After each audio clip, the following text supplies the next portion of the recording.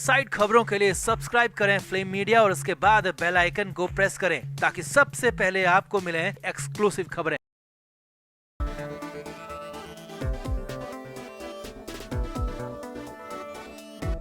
मुंबई की सड़क पर बीती रात जो हुआ वो बॉलीवुड या गंदगी का खुला तमाशा था। बेहद गंदा नमूना था और जो हनक जो रसूख पैसे की दिखाई गई वो बेहद शर्मनाक थी, हैरानी भरी थी। क्योंकि मुंबई में जुहू की सड़क पर एक बड़ी हीरोइन ने गंदगी का जो नजारा पेश किया उसे देखकर हर कोई हैरान है। नशे में धुत होकर अपनी गाड़ी से पहले लोगों को कुचला, बुरी तरह से बुरा भला कहा और यहाँ तक कि जब पुलिस पहुंची तो पुलिस पर भी गंदे शब्दों की बौछार कर दी। बस फिर क्या था, वहीं पर ऑन द स्पॉट पुलिस ने औकात बता दी। तो क्या हुआ मुंबई के जुहू में तमाशा, कैसे हुआ, इस सब कुछ आपको बताते हैं। आप भी बड़ी हीरोइन के इस घटिया कारनामे पर कमेंट जरूर करें, वीडियो को शेयर भी करें। तो बॉलीवुड या फिल्म इंडस्ट्री में यूं तो कई लोग वक्त वक्त पर बदतमीजी के लिए जाने जाते हैं, मगर इस बार ऐसा कुछ हुआ जिस पर यकीन करना थोड़ा सा मुश्किल था। क्योंकि वो इसलिए इस बार कारनामा करने वाला कोई मेल एक्टर नहीं बल्कि एक हीरोइन थी जिस पर पैसे का, रसूख का, शराब का ऐसा नशा चढ़ा कि खुमारी उतरने का नाम ही नहीं ले रही थी। और इसका ही गंदा ट्रेलर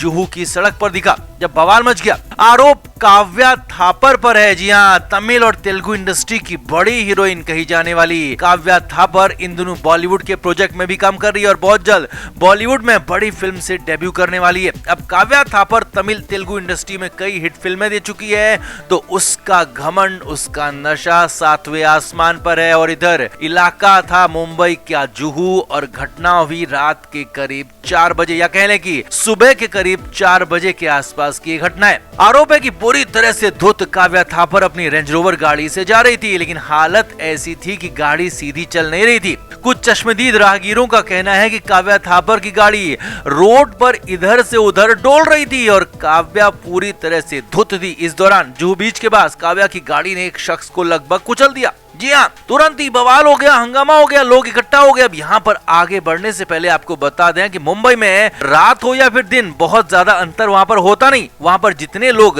सड़कों में दिन में दिखते हैं उतने ही लोग रात में भी नजर आते हैं और मुंबई में दिन और रात लगभग एक जैसा होता है। और इसीलिए भले ही रात के बाद, रात की पार्टी के बाद सुबह के 4 बज चुके थे, लेकिन सड़क पर काफी सारे लोग मौजूद थे। और जैसे ही काव्या थापर रात भर पार्टी के बाद सुबह सुबह 4 बजे गाड़ी से निकली तो एक शख्स को कुचल दिया, वहाँ भीड़ जमा हो गई। काव्या थापर भी गाड़ी से बाहर निकली और अपनी गलती मानने के बजाय उल्टा लोगों पर ही भड़क गई, बरस गई। जी हाँ, लोगों पर ही नाराज होगी, गालियां देने लगी। जी हाँ, पैसे का, सफलता का, रसूख का जो नशा था वो अब दिखने लगा था, खुलेआम सामने नजर आ रहा था। क्योंकि कहां तो अपनी गलती पर माफी मांगी जाती और या फिर घायल शख्स को अस्पताल पहुंचाया जाता। खुद को बड़ी हीरोइन मानने वाली काव्या थापर गंदी गंदी बातें, भद्दी लैंग्वेज में बातें करने लगी और वहां पर हंगामा खड़ा हो गया। तुरंत ही पुलिस भी मौके पर पहुंची और पुलिस ने भी समझाने की कोशिश की, संभालने की कोशिश की, मगर काव्या थापर तो पूरी तरह से धुत वैसे ही थी और ऊपर से पैसे की अकड़ इतनी ज्यादा कि खाकी का भी लिहाज नहीं किया,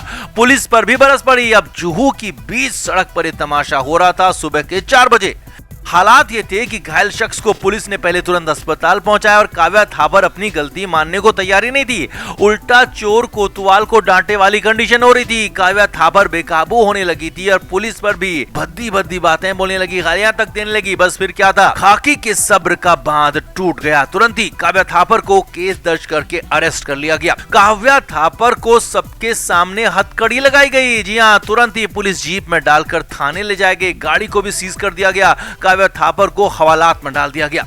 हालात ये थे कि हवालात पहुंचने के बाद भी काव्या थापर के सिर से खुमारी उतर नहीं रही थी, वहां भी गंदी बातें बोली जा रही थी, पुलिस को बुरा भला कहती रही, देख लेने की धमकी देती रही और बड़े बड़े लोगों के नाम लेकर हिसाब बराबर करने की बातें कहती रही। अब हालांकि ये सब कुछ फिल्म जैसा ड्रामा ही हो रहा था क्योंकि काव्या थापर पूरी तरह से धुत थी। पुलिस ने काव्या के खिलाफ केस दर्ज कर लिया और उसे मजिस्ट्रेट के सामने पेश किया जाएगा और उसके बाद जुडिशियल कस्टडी में भाईकला जेल भेज दिया जाएगा। तो कुल मिलाकर खाकी ने बॉलीवुड या हीरोइन को सड़क पर उसकी औकात बता दी, दिखा दिया कि कोई भी यहाँ पर वीवीआईपी है नहीं। जो गलती करेगा और अपनी अकड़ में रहेगा उसकी अकड़ ढीली होगी और गलती करने वाला जाएगा जेल। वैसे आपको एक और बात यहाँ पर बता दें, हो सकता है कि हीरोइन काव्या थापर को पुलिस छोड़ भी देती, सड़क पर तमाशे के बाद भी काव्या बच जाती, लेकिन पुलिस के साथ उसने जो गंदगी की, पुलिस को जो गालियां दी, वो सबसे ज्यादा भारी काव्या थापर पर पड़ गई और वो जेल की हवा खानी पड़ी है। तो आपका इस पूरी घटना पर क्या कहना है? क्या फिल्मी दुनिया के लोग पैसे और रसूख के दम पर मनमानी करते हैं, गंदगी फैलाते हैं? कमेंट करके आप भी जरूर बताएं और वीडियो को शेयर भी करें।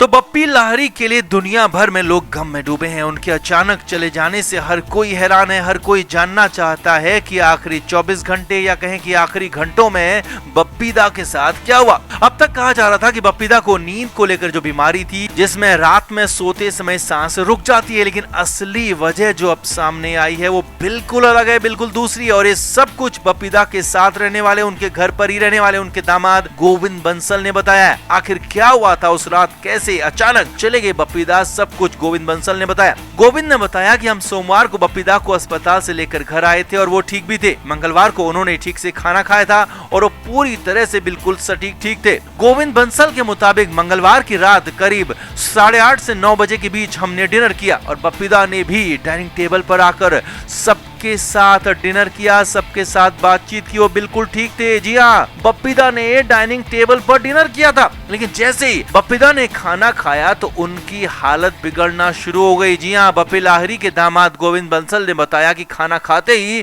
बप्पी दा की पल्स गिरना शुरू हो गई और अचानक से उनको पसीना भी आने लगा। हम लोगों को समझ में नहीं आया कि ये क्या हुआ और क्यों ये हो रहा है। गोविंद बंसल ने बताया कि तुरंत ही डॉक्टर्स को फोन किया गया तो डॉक्टर ने बप्पी दा को अस्पताल लेकर आने को कहा और हम तुरंत ही उन्हें लेकर अस्पताल पहुंचे।